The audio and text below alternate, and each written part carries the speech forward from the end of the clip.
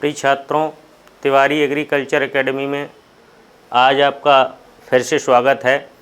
कल जिस प्रकार से हमने एग्रीकल्चर के 2011 के सरदार वल्लभ भाई कृषि एवं प्रौद्योगिकी विश्वविद्यालय के द्वारा जो पेपर कंडक्ट कराया गया था उसका हमने सॉल्यूशन बताया था, उसी कड़ी में आज हम आप लोगों को 2012 के नरेंद्र देव कृषि एवं प्रौद्योगिकी विश्वविद्यालय अयोध्या के द्वारा जो पेपर कंडक्ट कराया गया है उसके 57 क्वेश्चंस जो हैं जो हमें प्राप्त हुए थे 2012 में, उनको आज हम आप लोगों को उनका सॉल्यूशन देंगे, सॉल्व कराएंगे प्रश्नों को। तो सबसे पहले हम आप लोगों को बता दे रहे हैं कि सभी प्रश्नों को आप पेन कापी लेके बैठ जाइए और विधिवत तरीके से नोट डाउन भी करते जाइए। उसमें हम थोड़ी बहुत एक दो इन्फॉर्मेशन अलग से भी आप लोगों को प्रोवाइड कराते रहेंगे। प्रश्न के सामने अगर यदि कोई ऐसी जानकारी लगेगी कि इसके साथ में थोड़ा एक्स्ट्रा जानकारी हो तो वो भी हम आप लोगों को प्रोवाइड कराएंगे। इसी क्रम में हम देखते हैं जो पहला प्रश्न है वो ये है 2012 का पहला प्रश्न है, एग्रीकल्चर में आया था, जो 60 क्वेश्चन है उसमें से पहला प्रश्न था अनानास जो होता है वो किस प्रकार का फल है। तो अनानास सोरोसिस फल है, इसका ऑप्शन नंबर 1 सही हो जाएगा। सोरोसिस, साइकोनस नहीं है। देखिए दोनों ऑप्शन दे दिए गए हैं, साइकोनस और सोरोसिस, तो आपको कंफ्यूज नहीं होना है, आपको सोरोसिस ऑप्शन में लगाना है। छोटे छोटे फलों का समूह होता है सोरोसिस, तो इसलिए अनानास का जो फल होता है ना स्पाइक है, ना ही कैटकिन है और ना ही साइकोनस है। इसका ऑप्शन नंबर 1 सही है, सोरोसिस। अब हम आते हैं दूसरा प्रश्न जो आया था, वो प्रश्न था मटर के फल के लिए वानस्पतिक शब्द है। मटर के फल के लिए वानस्पतिक शब्द है। देखिए प्रश्न घुमाया गया, इसने फ्रूट का टाइप पूछा है, डायरेक्टली लिख दिया है मटर के फल के लिए वानस्पतिक शब्द है, यानी कि इसने मटर के फ्रूट का टाइप पूछा गया है, यानी कि किस प्रकार का फल होता है। तो मटर का फल ना तो सरस है, ना कैरैप्सिस है, ना ही संपुट है। मटर का फल एक फली है। क्या है? फली। नेक्स्ट क्वेश्चन इस सीरीज में है गन्ने का लाल विगलन किसके द्वारा होता है। Red rot in sugarcane. Red rot in sugarcane जो है वो हमारा होता है कोलेक्टोट्राइकम। इसमें केवल कोलेक्टोट्राइकम जीनस दिया गया है, जबकि होता है कोलेक्टोट्राइकम फाल्केटम के द्वारा। तो तीसरा प्रश्न है गन्ने का रेड रॉट लाल विगलन रोग किसके द्वारा होता है। तो इसका सही आंसर है कोलेक्टोट्राइकम फाल्केटम, यानी कि लाल सड़न। तो इसका जीनस ही केवल कोलेक्टोट्राइकम बता दिया गया है। अगला प्रश्न है शीर्ष तुड़ाई किस फसल में की जाती है। तो विद्यार्थियों शीर्ष तुड़ाई जो होती है वो चने में होती है, इसी को निपिंग कहते हैं इंग्लिश में। इंग्लिश में भी ये कई बार पेपर में पूछ ली जाती है कि निपिंग क्या है। तो शीर्ष तुड़ाई को ही निपिंग कहते हैं। तो ये ना तो मसूर में होती है, ना सरसों में, ना अलसी में। तो शीर्ष तुड़ाई किस फसल में की जाती है। ये की जाती है चने में। नेक्स्ट प्रश्न है सीरीज का आधारीय बीज पैदा किया जाता है, यानी कि foundation seed are found by, यानी कि किस बीज के द्वारा फाउंडेशन सीड प्राप्त होता है। तो फाउंडेशन सीड जो होता है वो प्रोजनी है अभिजनक बीज का, यानी कि ब्रीडर सीड का। फाउंडेशन सीड जो है वो प्रोजनी है किसका, ब्रीडर सीड की प्रोजनी है। ना ही ये न्यूक्लियस सीड से प्राप्त होता है, ना ही प्रमाणित बीज से होता है और ना ही पंजीकृत बीज से होता है। तो फाउंडेशन सीड जो प्रोजनी है वो किसकी है? आधारीय बीज की। अगला प्रश्न है 1 हेक्टेयर सेंटीमीटर बराबर होता है। देखिए प्रश्न ये थोड़ा बहुत ध्यान से देखने के लिए है, एग्रीकल्चर के विद्यार्थियों के लिए प्रश्न थोड़ा घुमा के आया हुआ है कि 1 हेक्टेयर सेंटीमीटर बराबर होता है। तो 1 हेक्टेयर में 10,000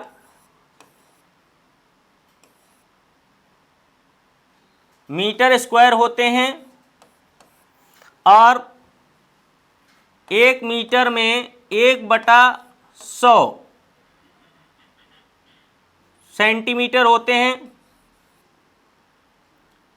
तो इसके लिए मीटर होते हैं, 1/100 मीटर होता है।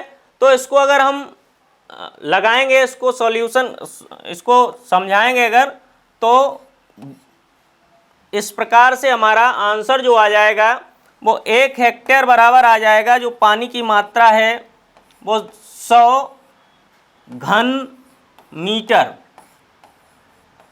कितना आ जाएगा? 100 घन मीटर।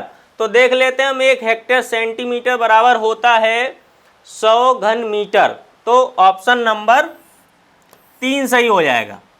कितना नंबर ऑप्शन सही होगा? 3 नंबर। ना तो 1000 घन मीटर है, ना 500 घन मीटर है, ना 10,000 घन मीटर है। अगला प्रश्न देखते हैं हम। बच्चों ये थोड़ी विशेष इन्फॉर्मेशन थी, सूचना थी कि आप लोगों को कल भी हमने बताया था कि जो टेस्ट सीरीज चल रही है तिवारी एग्रीकल्चर एकेडमी में, वो 31 जुलाई तक ही है, 12 बजे तक। तो जिन विद्यार्थियों को अगर ये टेस्ट सीरीज ज्वाइन करनी हो तो वो नीचे दिए गए मोबाइल नंबर पर संपर्क कर लें या उस पर व्हाट्सएप कर दें और आप अपनी टेस्ट सीरीज 299 रुपये में 31 जुलाई तक खरीद सकते हैं। अगला प्रश्न इस सीरीज में था, ऊंची नीची भूमि पर सिंचाई की कौन सी विधि उपयुक्त होती है? तो देखिए ये प्रश्न भी बहुत अच्छा प्रश्न है, बार बार परीक्षाओं में पूछा जाता रहता है।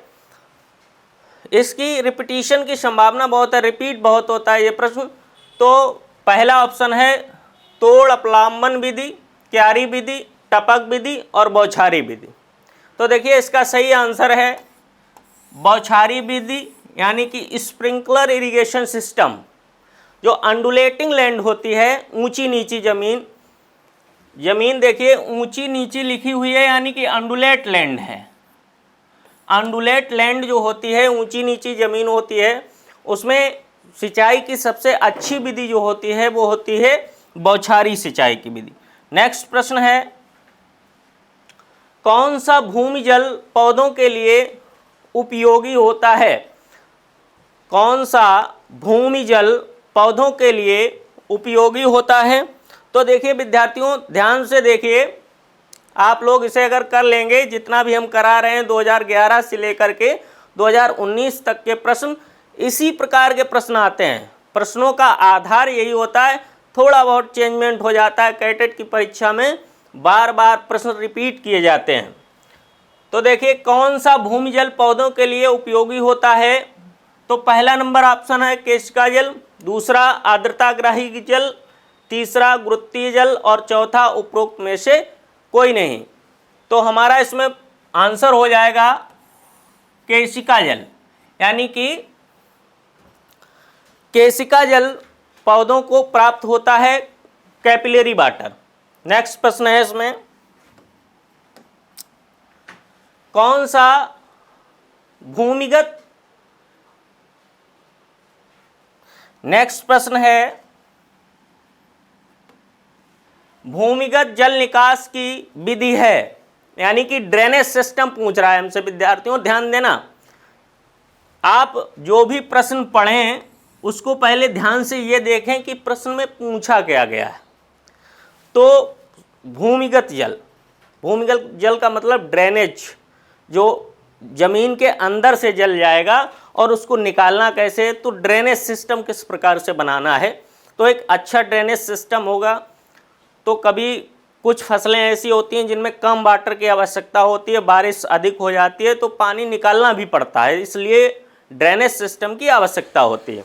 तो देखिए पहला ऑप्शन है टाइल्स के द्वारा, पाइप ड्रेन्स के द्वारा और स्टोन्स के द्वारा, और चौथा ऑप्शन है उपरोक्त सभी। तो विद्यार्थियों ये तीनों विधि ही ड्रेनेज सिस्टम में यूज की जाती हैं। पाइप टाइल्स भी यूज किए जाते हैं, स्टोन्स पाइप ड्रेन्स भी यूज किए जाते हैं, और चौथा ऑप्शन जो है उपरोक्त सभी, यानी कि ये तीनों ही ऑप्शन सही हैं। तो इसका सही उत्तर हो जाएगा उपरोक्त सभी, यानी कि ड्रेनेज सिस्टम में तीनों विधियां यूज की जाती हैं। अगला प्रश्न देखते हैं इस सीरीज में। अगला प्रश्न विद्यार्थियों हमारा है, निम्नलिखित में से कौन सी फसल क्षारीयता सहनशील है। तो इस प्रश्न के ऑप्शन देखते हैं, मक्का, उड़द, धान, मूंगफली। तो इसका सही उत्तर होगा विद्यार्थियों धान। सबसे क्षारीयता सहनशील फसल है धान। अगला प्रश्न है,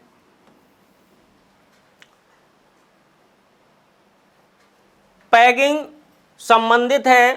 पैगिंग का मतलब होता है, ये इंग्लिश वर्ड है पैगिंग। पैगिंग का मतलब होता है खूंटी चलना। अब आप लोग समझ गए होंगे खूंटी चलना यानी कि जो खूंटी चलना शब्द है वो किस फसल से संबंधित है। तो पैगिंग शब्द डायरेक्टली ही आप बता देंगे, खूंटी चलना मूंगफली से संबंधित है। किससे संबंधित है, मूंगफली से। अगला प्रश्न, मटर में प्रोटीन की प्रतिशत मात्रा होती है या मात्रा होती है, लिखा है इसमें। तो मटर में प्रोटीन की एग्जैक्ट मात्रा होती है 22.5%, लेकिन यहाँ पर कोई ऑप्शन नहीं है तो इसलिए हम 22% वाले ऑप्शन को क्लियर कर देते हैं। तो मटर में प्रोटीन की प्रतिशत मात्रा होती है 22%। ओके, अगला प्रश्न है सीरीज का,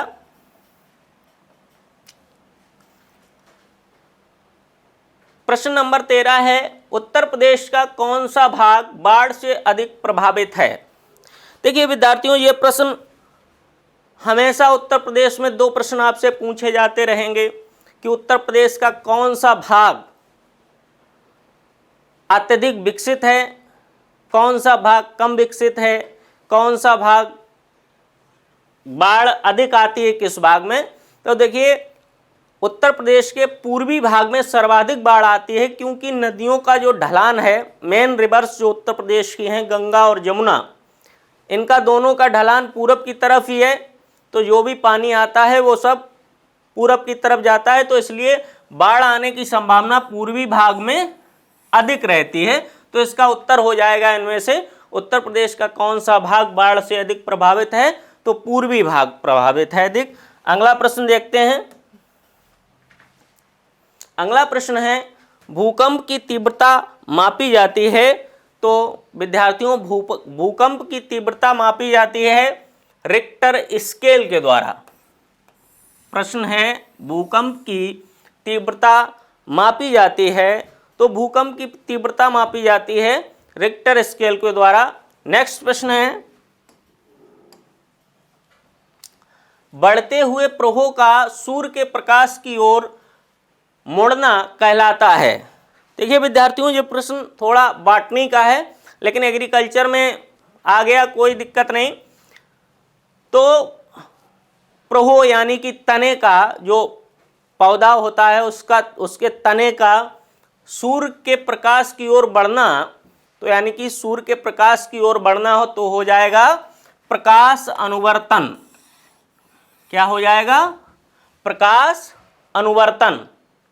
सूर्य के प्रकाश की ओर बढ़ना प्रकाश अनुवर्तन। नेक्स्ट प्रश्न है, गेहूं की बुवाई का उपयुक्त समय किस माह में है।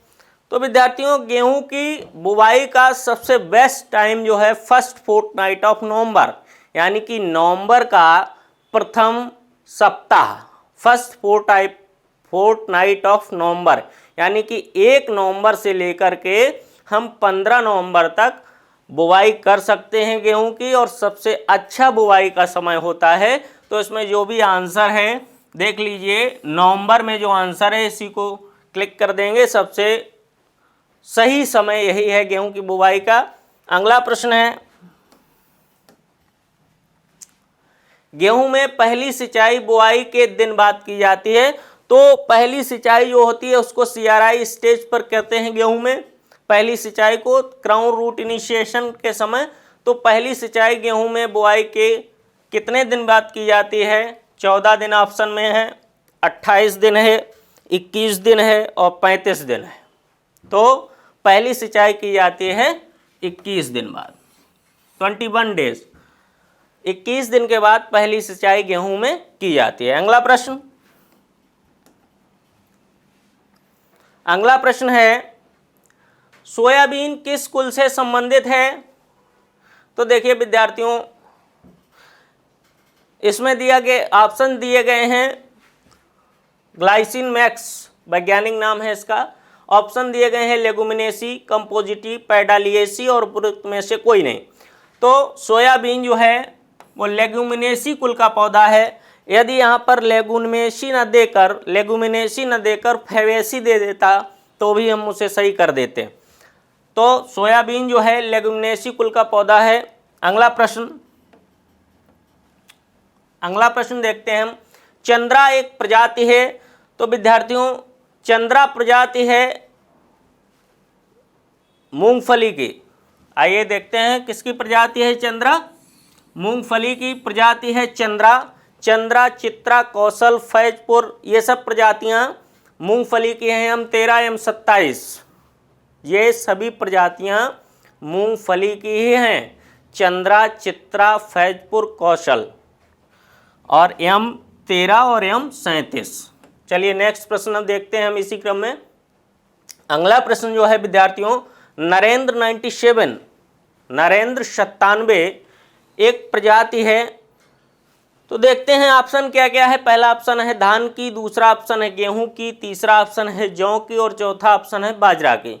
तो नरेंद्र 97 एक प्रजाति है, वो प्रजाति है धान की। नरेंद्र 97 प्रजाति है धान की। अगला प्रश्न जो है ये विद्यार्थियों देखिए, एक प्रश्न जूलॉजी से भी आ गया, एक आध एग्रीकल्चर में। ऐसा नहीं कि 60 के 60 प्रश्न एग्रीकल्चर के ही आ जाएं आपके। 1-2 प्रश्न जूलॉजी, बॉटनी और थोड़ा जर्नल हो सकता है 1-2 प्रश्न आ जाएं। तो इसमें कोई घबराने की आवश्यकता नहीं है, सामान्य से ही आएंगे आपके सिलेबस से ही, सिलेबस से बाहर के नहीं है। तो ये जूलॉजी का प्रश्न है। मोती संबंधित है।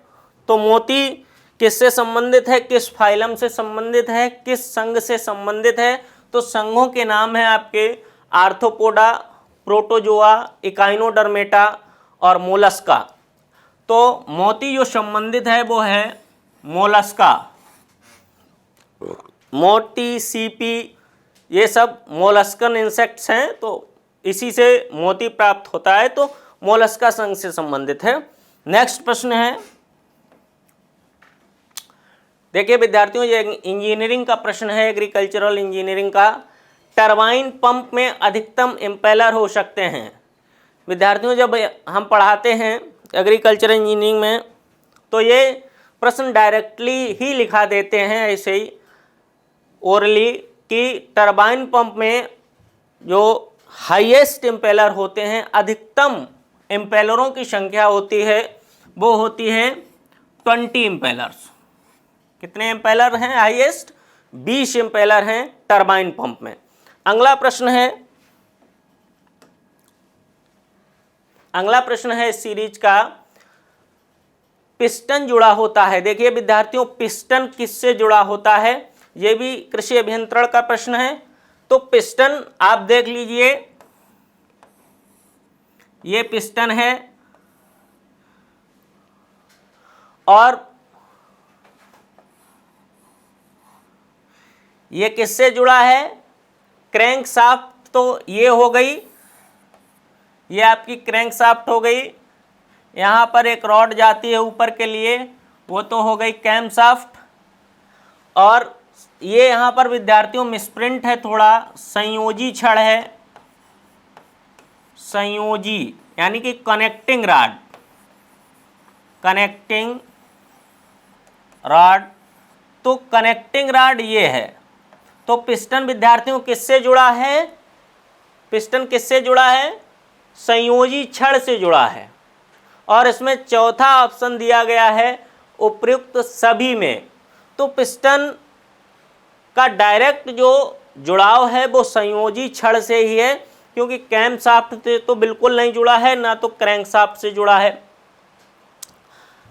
तो पिस्टन का जुड़ाव है वो किससे है? संयोजी छड़ से है। अगला प्रश्न देखते हैं। सबसे मजबूत पट्टे होते हैं, ये भी इंजीनियरिंग का प्रश्न है। सबसे मजबूत पट्टे होते हैं किरमिच के। सबसे मजबूत पट्टे होते हैं किरमिच के पट्टे होते हैं। तो इसमें ऑप्शन नंबर बी सही है, सबसे मजबूत पट्टे होते हैं किरमिच के।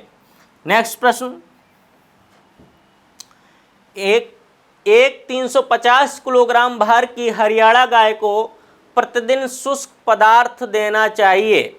देखिए विद्यार्थियों, ये सॉल्व करने वाला प्रश्न है, बहुत ज़्यादा कैलकुलेशन नहीं है, लेकिन आपको थोड़ा पता होना चाहिए। वेट के अनुसार पूछ रहा है कि 350 ग्राम भार की हरियाणा गाय को प्रतिदिन शुष्क पदार्थ देना चाहिए। तो एक गाय को 100 किलोग्राम वजन पर 100 किलोग्राम वजन पर जो ड्राई मैटर देते हैं वो देते हैं 2.5 kg, 2.5 kg। एक 100 किलो वजन पर गाय को हम देते हैं 2.5 किलोग्राम ड्राई मैटर। तो 350 किलोग्राम वजन पर हम कितना ड्राई मैटर देंगे? तो इसका गुणा कर दीजिए आप। 350 kg वजन पर, वेट पर हम कितना देंगे?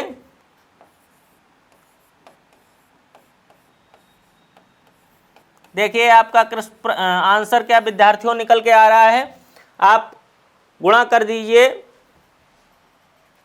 तो इसका आंसर जो निकल के आएगा वो आएगा, देखिए 2.5 इंटू 3.5,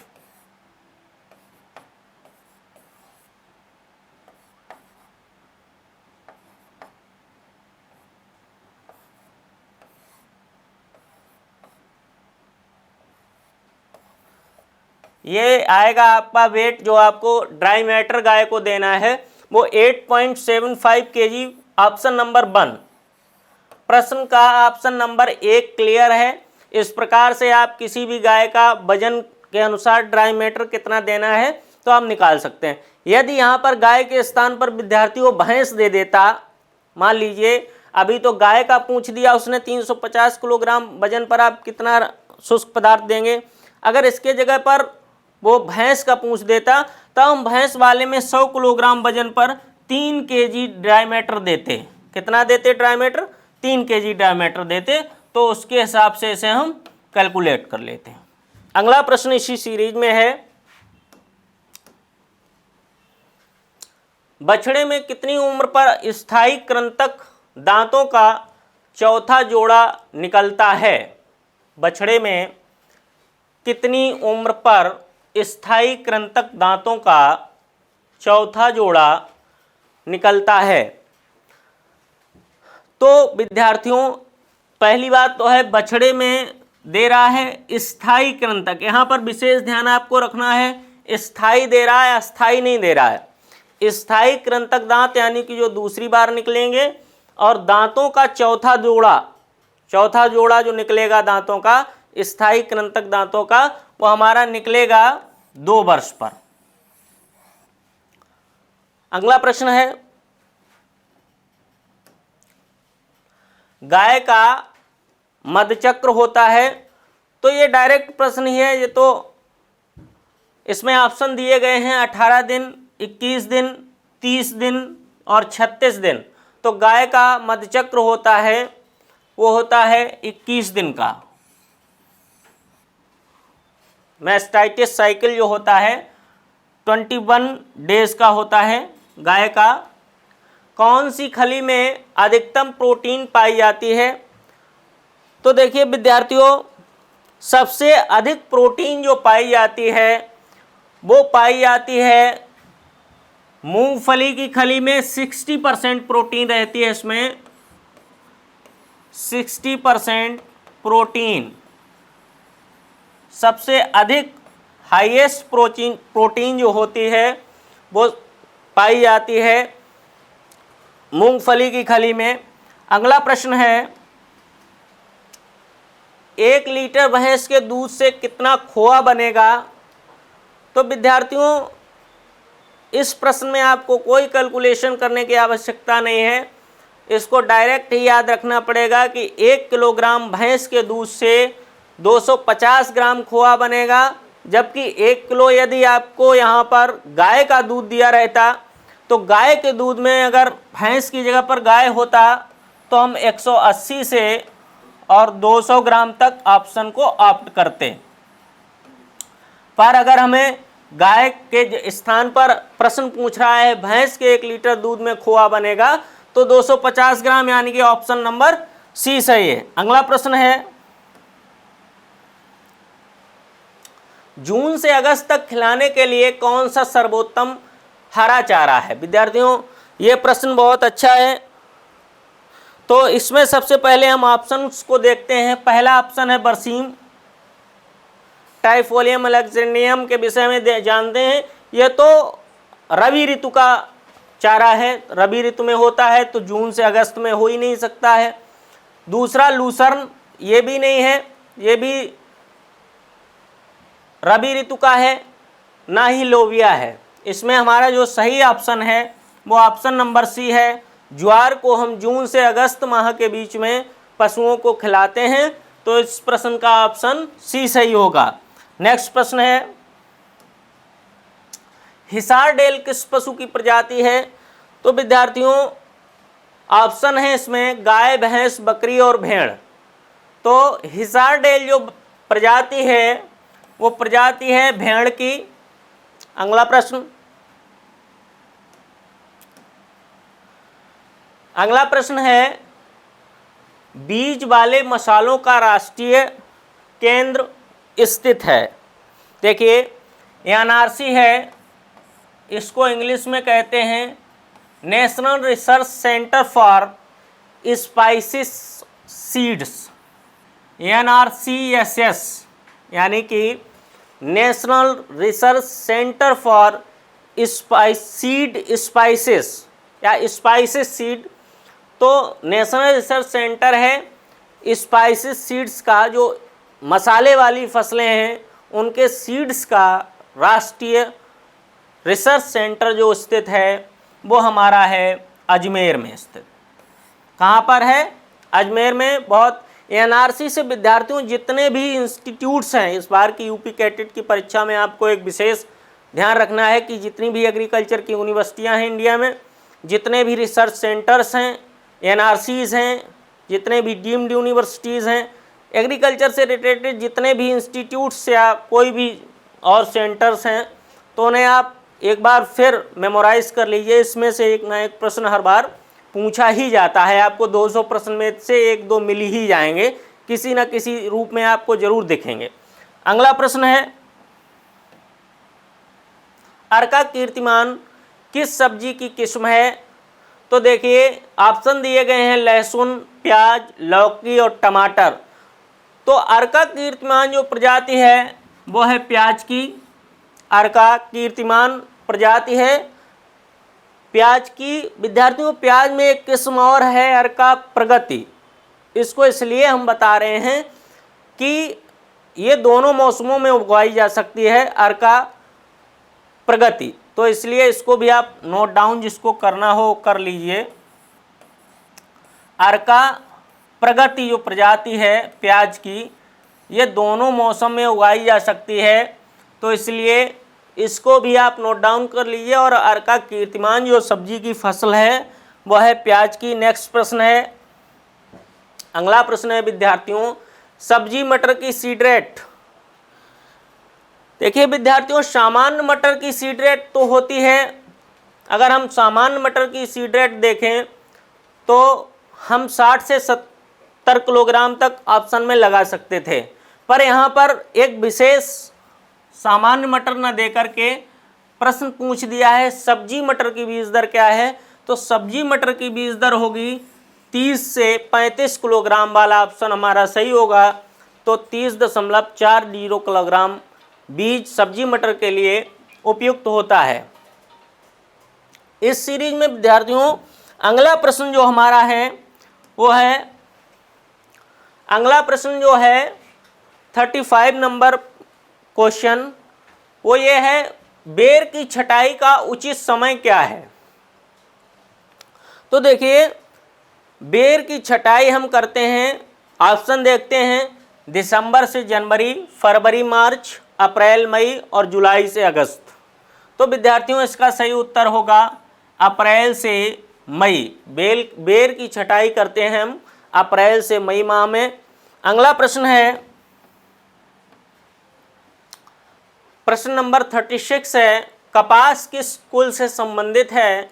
तो इसका ऑप्शन दिए गए हैं कंपोजिटी, मालवेसी, लेगुमिनेसी और उपयुक्त में से कोई नहीं। तो इसको आप सीधे ऑप्ट कर सकते हैं कि ये मालवेसी कुल का पौधा है। कपास हुआ, भिंडी हुआ, ये सब मालवेसी कुल के पौधे हैं। अगला प्रश्न है इस सीरीज में हमारा, सरसों की बीज दर क्या है। देखिए विद्यार्थियों प्रश्न तो सामान्य सा ही है, लेकिन इसमें वेरिएबिलिटी ये दे दी गई है कि हमारे दोनों ऑप्शन ही, दो ऑप्शन यहाँ पर दिए गए हैं, एक तो 5 किलोग्राम, एक 7 किलोग्राम, और इसकी हम मैक्सिमम रेंज ही बताएंगे। 5 से 7 किलोग्राम होती है वैसे सरसों की बीज दर। तो इसमें ऑप्शन जो सही होगा वो 7 किलोग्राम होगा सरसों की बीज दर। नेक्स्ट प्रश्न है आलू की बीज दर है। तो विद्यार्थियों देखिए इस प्रश्न में दिया गया है आलू की सीड रेट क्या है। तो देखिए पहला दिया है 20 से 22 केजी प्रति हेक्टेयर, दूसरा ऑप्शन है 25 से 30 केजी प्रति हेक्टेयर, और तीसरा ऑप्शन है 35 से 40 केजी प्रति हेक्टेयर, और चौथा ऑप्शन है उपयुक्त में से कोई नहीं। तो देखिए विद्यार्थियों यहाँ पर जो बीज दर दी गई है वो केजी में दी गई है, जबकि अगर यहाँ पर केजी की जगह पर क्विंटल होता तो ये वाला ऑप्शन हमारा सही हो जाता, यदि कुंटल होता केजी के स्थान पर। लेकिन यहाँ कुंटल ना दे करके केजी दे दिया है, तो यहाँ पर इसीलिए हम उपयुक्त में से कोई नहीं वाले ऑप्शन को सही करेंगे। तो इस प्रकार से क्वेश्चन घुमा फिरा के थोड़ा बहुत दे दिया जाता है, आपको विशेष नज़र रखनी है इस चीज़ पर कि कहाँ पर क्या लिखा हुआ है। तो प्रश्न पत्र जो आया था उसमें इसी प्रकार से किलोग्राम लिख दिया था ऑप्शंस में, और उसके बाद आंसर जो था वो उपयुक्त में से कोई नहीं। अगला प्रश्न जो है वो हमारा ये है, भैंस के शरीर का औसत तापक्रम होता है। तो विद्यार्थियों भैंस के शरीर का औसत तापक्रम होता है 101.5 डिग्री फ़ारेनहाइट। तो इसमें ऑप्शन जो है वो बी सही हो जाएगा हमारा, और लगभग इतना ही गाय का होता है। गाय का 1-2 डिग्री फ़ारेनहाइट अधिक रहता है टेम्परेचर भैंस से, तो लिख सकते हैं 101.7 डिग्री फ़ारेनहाइट। अगर गाय को लिखना है किसी को तो 101.7 डिग्री फ़ारेनहाइट, और भैंस का जो है 101.5 डिग्री फ़ारेनहाइट टेम्परेचर होता है। नेक्स्ट प्रश्न, अगला प्रश्न है बकरी के मेमने की बधियाकरण के समय उम्र होनी चाहिए। यह प्रश्न है बकरी के मेमने की बधियाकरण के समय उम्र होनी चाहिए। इसमें ऑप्शन है 1 से 2 वीक्स, दूसरा ऑप्शन है 4 से 5 वीक्स, तीसरा ऑप्शन है 7 से 8 वीक्स, और चौथा ऑप्शन है 11 से 12 वीक्स। तो इसमें ऑप्शन सही होगा पहला वाला, 1 से 2 वीक्स में। एक प्रश्न ये लिखा हुआ है 1 से 2 सप्ताह में, पर कहा गया है किताबों में कि 2 सप्ताह से पहले ही, तो प्रश्न जो ऑप्शन है वो पहला सही हो जाएगा कि 2 सप्ताह से पहले ही किसी भी समय हम इसको बधियाकरण करा सकते हैं बकरी के मेमने को। अगला प्रश्न है विद्यार्थियों, बकरी का औसत गर्भकाल होता है, यानी कि गेस्टेशन पीरियड एक बकरी का क्या होता है, गर्भकाल क्या होता है। तो गर्भकाल एक बकरी का होता है, इसमें ऑप्शन दिए गए हैं 146 दिन, 285 दिन, 310 दिन, 210 दिन। तो इसमें से सही ऑप्शन है ऑप्शन नंबर 1, 146 दिन, 146 डेज। कहीं कहीं पर आपको 150 दिन भी, 145 दिन भी लिखा हुआ होगा, तो उस रेंज का जो हमारे पास ऑप्शन है वो 146 डेज है, तो यही सही हो जाएगा। बकरी का औसत गर्भकाल होता है 146 दिन। नेक्स्ट प्रश्न, अगला प्रश्न है, आम की देर से पकने वाली किस्म है। तो विद्यार्थियों ऑप्शंस को हम देखते हैं कौन कौन से ऑप्शन इसमें हैं।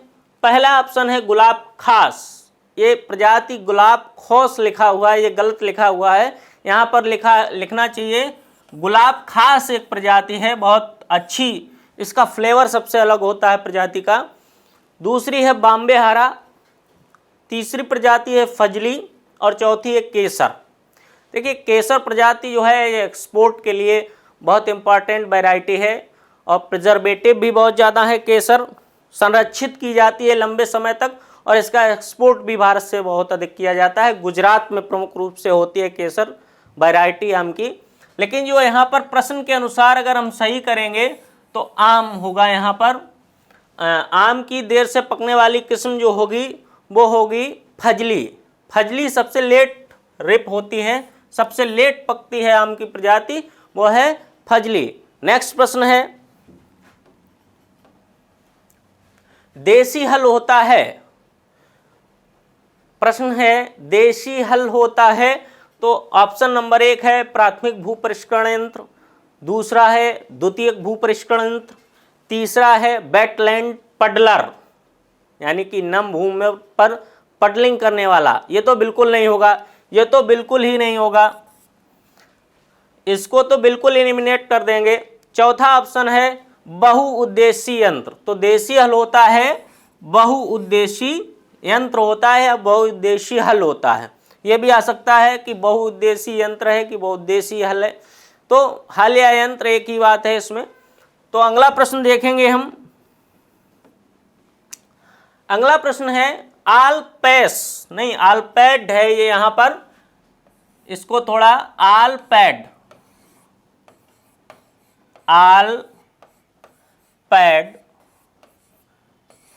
आलपैड थ्रेशर है विद्यार्थियों। तो आलपैड थ्रेशर का काम होता था गेहूं की मड़ाई करना। तो आलपैड थ्रेशर चलित होती है, इसमें तवे लगे होते थे विद्यार्थियों आलपैड थ्रेशर में, और ये जो है बैलों के द्वारा खींची जाती थी खलिहानों में, जहाँ पर खलिहान में गेहूं का गट्ठर इकट्ठा किया जाता था प्राचीन समय में। तब इस आलपैड थ्रेशर को हम एक जोड़ी बैल के द्वारा खींचते थे और उससे गेहूं की मड़ाई होती थी। तो इसका काम जो है आलपैड थ्रेशर चलाएंगे एक जोड़ी बैल, और ना ये मानव चलाते थे, ना ट्रैक्टर उस समय चलाता था और ना ही विद्युत मोटर चलाता था। इसको एक जोड़ी बैलों के पीछे बांध दिया जाता था, एक व्यक्ति बैठकर इनके ऊपर जाता था और मड़ाई होती थी गेहूं की। तो ये आलपैड थ्रेशर का कार्य है। नेक्स्ट प्रश्न जो है, अगला प्रश्न है, एक 5 टाइन्स कल्टीवेटर के 2 टाइन के बीच की दूरी 20 सेंटीमीटर है, तो कल्टीवेटर की चौड़ाई होगी। देखिए विद्यार्थियों ये प्रश्न सॉल्व करने वाला है, कैलकुलेशन थोड़ा ही बहुत आपको करना पड़ेगा। एक 5 टाइन्स, देखिए टाइन नंबर 1, 2, 3, 4, 5, यानी कि एक कल्टीवेटर में 5 टाइन्स हैं और प्रत्येक टाइन्स के बीच की दूरी 20 सेंटीमीटर, 20, 20, 20, 20, तो कितनी दूरी हो गई 80 सेंटीमीटर। लेकिन टाइन्स की तो कल्टीवेटर की चौड़ाई यानी कि टोटल चौड़ाई पूछ रहा है यहाँ से लेकर के और यहाँ के बीच की, तो जो बीच की दूरी है ये तो हो गई 80, इनकी सबकी मिला के, और सेंटीमीटर, और जो बीच में टाइन्स थे 1 2 3 और 4 5, इनकी भी मोटाई होगी कुछ टाइन्स की। तो इन सब को मिला करके जो हमारी कल्टीवेटर की चौड़ाई हो जाती है वो हो जाती है 100 सेंटीमीटर। कितना हो जाती है? 100 सेंटीमीटर चौड़ाई हो जाती है। एक 5 टाइन कल्टीवेटर के 2 टाइन्स के बीच की दूरी 20 सेंटीमीटर है, तो कल्टीवेटर की चौड़ाई होगी 100 सेंटीमीटर, क्योंकि 80 सेंटीमीटर तो बीच में चौड़ाई हो गई और 5 टाइन्स की चौड़ाई भी हम जोड़ लेते हैं, तो टोटल चौड़ाई कल्टीवेटर की हो गई, वो हो गई 100 सेंटीमीटर। नेक्स्ट प्रश्न है, निम्न मोल्ड बोल्ड हल के फार का हिस्सा नहीं है। तो विद्यार्थियों एमबी प्लाऊ की बात कर रहा है, मिट्टी पलट हल की बात कर रहा है। मोल्ड बोल्ड प्लाऊ को हिंदी में कहते हैं मिट्टी पलट हल, मिट्टी पलट हल। तो मिट्टी पलट हल में हम देखते हैं कौन सा पार्ट इसका नहीं है। तो इसका पार्ट होता है गनेल भी होता है, पॉइंट भी होता है, कोल्टर्स भी होता है, ज्वाइंटर्स भी होता है, ये सब इसके पार्ट्स हैं, लेकिन इंग इसका पार्ट नहीं है। तो यही इसका सही आंसर हो जाएगा, करेक्ट आंसर इसका जो हो जाएगा वो हो जाएगा इंग। ठीक है, अगला प्रश्न विद्यार्थियों, अगला प्रश्न है डिबलर है। तो डिबलर जो होता है इससे हम बुआई करते हैं। तो बीज बोने का यंत्र, प्राथमिक भूपरिष्करण यंत्र, पानी को लीबिया से रोकना, खरपतवारों को नष्ट करना। तो विद्यार्थियों इसका जो आंसर है वो पहला ही आंसर ऑप्शन सही है, बीज बोने का यंत्र है। डिबलर से हम बीजों को बोते हैं। नेक्स्ट प्रश्न, अगला प्रश्न जो है वो है टर्नेस्ट हल को कहते हैं। देखिए विद्यार्थियों, टर्नेस्ट हल जो है वो एक बड़ा हल है, एमबी प्लाऊ है, मोल्ड बोल्ड प्लाऊ है, और उससे मिट्टी दोनों तरफ पलटी जाती है। तो इसीलिए इसको कहते हैं ना 2 वे हल, क्योंकि मिट्टी को 2 वे में हम पलटते हैं, एक तो राइट साइड में और एक तो लेफ्ट साइड में। तो इसीलिए इसको हम कहते हैं 2 वे हल है टर्नेस्ट हल। अगला प्रश्न है, सेब का अंतिम अति बौना मूल कंद है, यहाँ पर मिसप्रिंट है, रूट स्टॉक इंग्लिश में आप समझ लीजिए, रूट स्टॉक इंग्लिश में कहते हैं मूल व्रंत को, इंग्लिश में मूल व्रंत को कहते हैं। ये मूल कांड गलत लिखा हुआ है, यहाँ पर होगा मूल व्रंत, मूल व्रंत।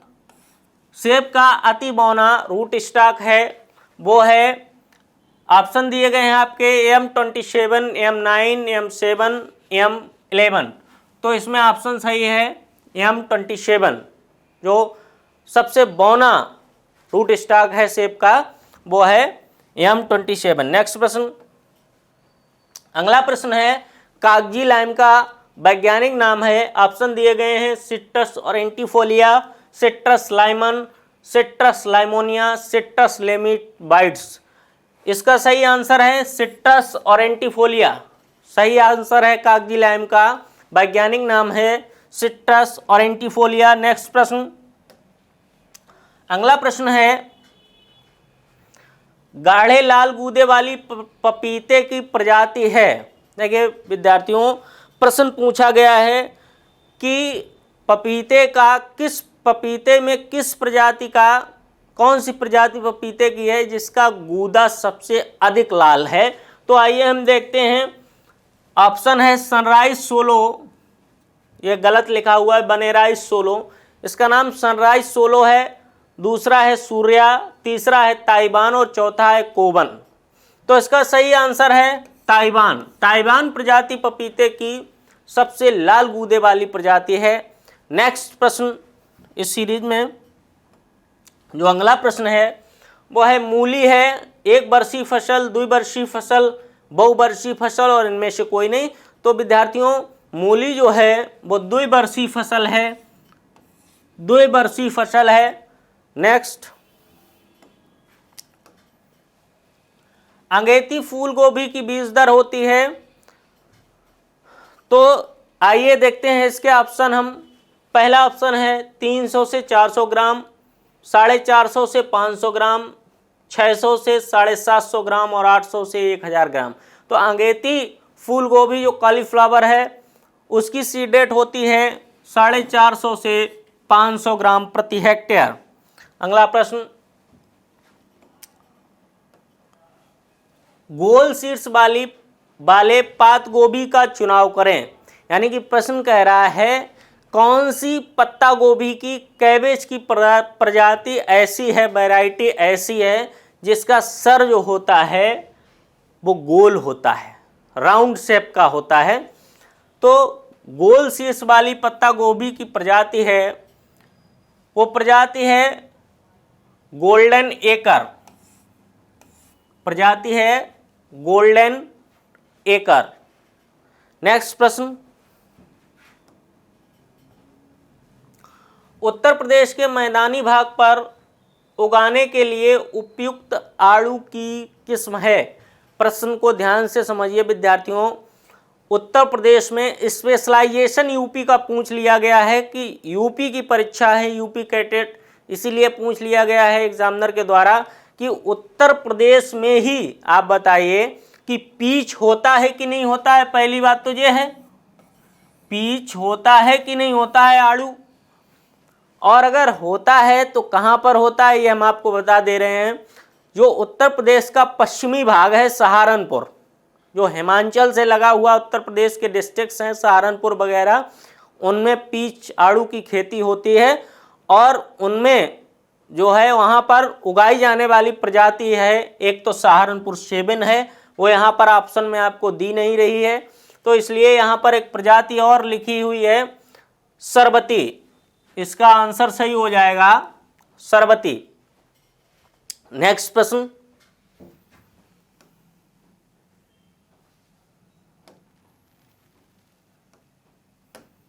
नेक्स्ट प्रश्न है सल्यम वर्ग की बीज दर है, यानी कि सल्यम की सीड रेट पूछ रहा है। प्रश्न जो है वो कह रहा है कि सल्यम की सीड रेट क्या है। तो विद्यार्थियों सल्यम की साधारणतया सीड रेट जो लिखी होती है या जो सीड रेट डाली जाती है खेतों में, बीज दर जो होती है वो 2 से 4 केजी प्रति हेक्टेयर होती है। लेकिन यहाँ पर ऑप्शंस जो हैं वो 1.2 केजी है और उसके बाद में 3.4 केजी है। तो हम इसमें जो है बी ऑप्शन को ऑप्ट करेंगे। ऑप्शन नंबर बी सही होगा, 3.4 केजी प्रति हेक्टेयर वाला आंसर ऑप्शन यहाँ पर सही हो जाएगा। अगला प्रश्न है, अगला प्रश्न है विद्यार्थियों, प्रत्येक व्यक्ति को प्रतिदिन कितनी सब्जी की आवश्यकता होती है। यानी कि एक दिन में एक व्यक्ति को कितने ग्राम सब्जी खानी चाहिए, कितनी आवश्यकता है। अब जो एसेंशियल है कि इतना खाना ही चाहिए, तो इसमें ऑप्शन दिए गए हैं 300 ग्राम, 250 ग्राम, 200 ग्राम और 175 ग्राम। तो आवश्यकता विद्यार्थियों होती है 300 ग्राम सब्जी की, लेकिन हमारे देश में अवेलेबिलिटी नहीं है 300 ग्राम की। हमारे देश में सब्जी का प्रोडक्शन नहीं है इतना कि प्रत्येक व्यक्ति को 300 ग्राम सब्जी उपलब्ध हो सके। हमारे देश में जो अवेलेबिलिटी है सब्जी की, लिख लीजिए अगर किसी को लिखना हो, वो है 147 ग्राम पर कैपिटा। यानी कि एक व्यक्ति को हम 147 ग्राम सब्जी रोज खिलाएं, इतनी ही सब्जी हमारे देश में पैदा हो पाती है। और आवश्यकता कितनी है विद्यार्थियों, 300 ग्राम की। तो उत्पादित होती है 147 ग्राम, तो यानी कि सब्जी का प्रोडक्शन बढ़ाने की आवश्यकता है। तो आज के जो टॉपिक था इसमें विद्यार्थियों 57 प्रश्न ही थे, और अगले सीरीज में, अगले नेक्स्ट लेक्चर में हम आपको दूसरा जो है इसका 2013 का यूपी कैटेट का पेपर का सॉल्यूशन देंगे, बताएंगे, उस पर इसी प्रकार से डिस्कशन करेंगे। धन्यवाद।